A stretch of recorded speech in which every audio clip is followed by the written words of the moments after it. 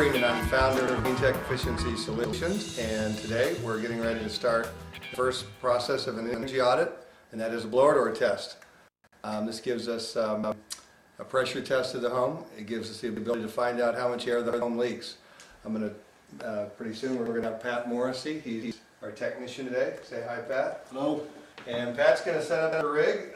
This is the blower door, and when he gets it all set up, we'll start moving air outside the house. We'll be pushing air out and therefore creating a vacuum behind that. And as we measure the rate at which the air flows out of the house, we can figure out, in essence, then how much air the home leaks. On an average, most homes leak about 61% of the volume of air every hour. That means you're paying to heat and cool that air, and 61% on average is leaving the house every hour. That affects your utility bills in the summer, makes your air conditioner run more in the summer, and obviously makes your furnace run twice as much as it needs to in the winter. So take it away, Pat. All right. What we're going to do now is, I've already adjusted the machine for the baseline. These hoses, one goes to the outside, so I get a pressure into the outside. I have another hose that goes to the fan, and so this is what calculates the amount of air that moves to the fan. We'll measure the air in cubic feet per minute. So I'm ready to turn the machine on now.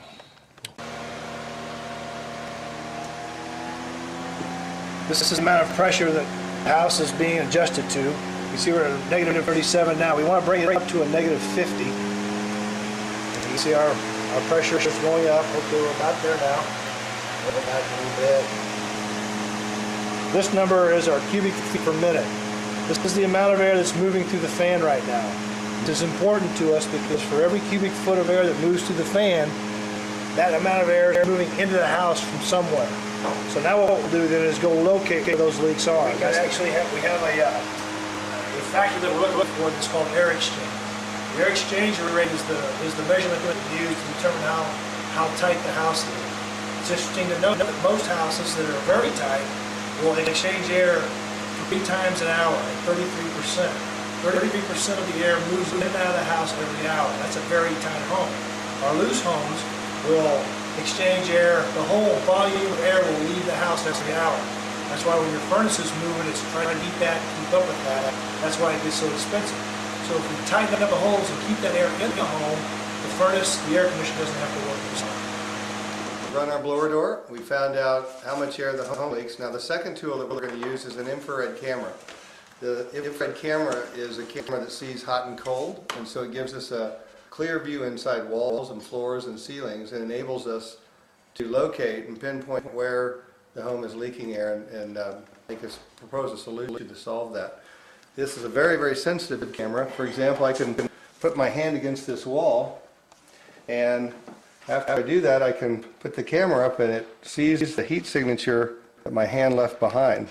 So you can imagine if you've got cold air in the middle of the winter leaking inside your wall, this camera is going to see that. In most cases, when we're looking at a home, on a day like today, there's Pat and he's nice and warm. But as we pan up, you see a lot of blue, and that blue and the yellow are the studs inside the wall, and the light yellow colors indicate where the insulation is separating from the wall. And if it's blue on a cold day, then the blue indicates air movement inside that cavity. Okay, so the blower door is doing the reverse effect of what the house does every day, which is push air out, and we're pulling air in. And if you can look in this picture, this is a half moon window, and this blue right here above the trim is where the house is actually pulling the air in from the outside. It's actually blowing right up the wall.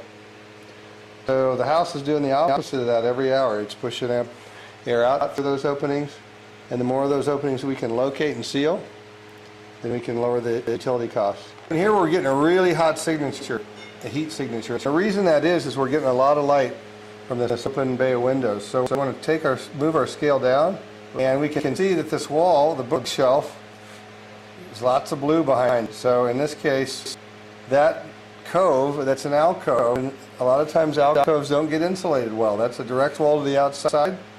It sits next to a fireplace. So there are a lot of times that wall being cold.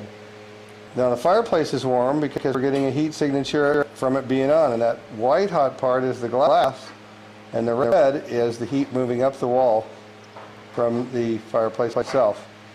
And then we've got a blue surface on either side, meaning that those book alcoves are not well insulated. Okay, we've got a modern mechanical fireplace.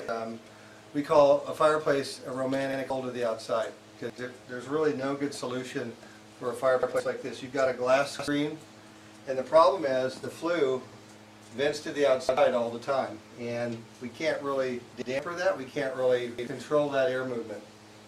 So it looks great, doesn't perform well at all. With the blower door running, we're pushing the heat conditioned air out, we're pulling outdoor air in.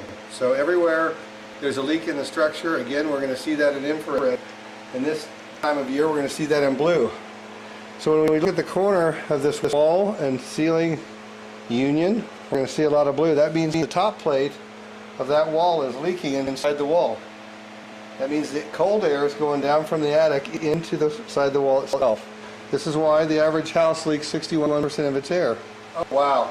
So check this out. In this north-facing room, we've got massive air leaks inside the wall and ceiling.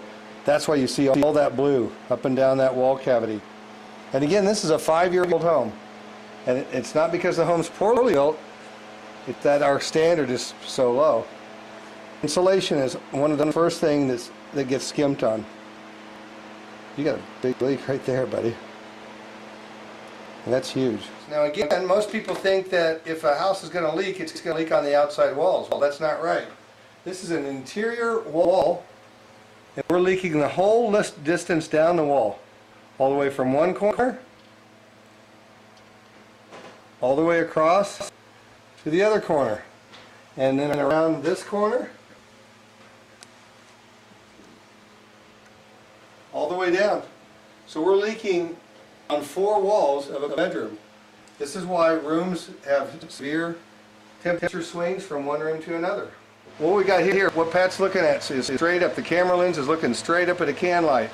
This is just a common thing we see every day. Every single can light leaks about 20 cubic feet of air per minute into the attic.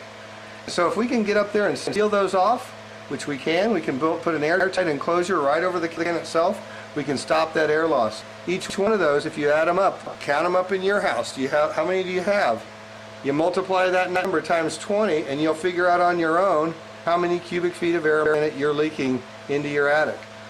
That's one of the steps we take to solving your energy problem and making your home use half the energy it's used in the past. You've got a lot of air leaks in this house. Just a 5-year-old house, and it's leaking like a sieve.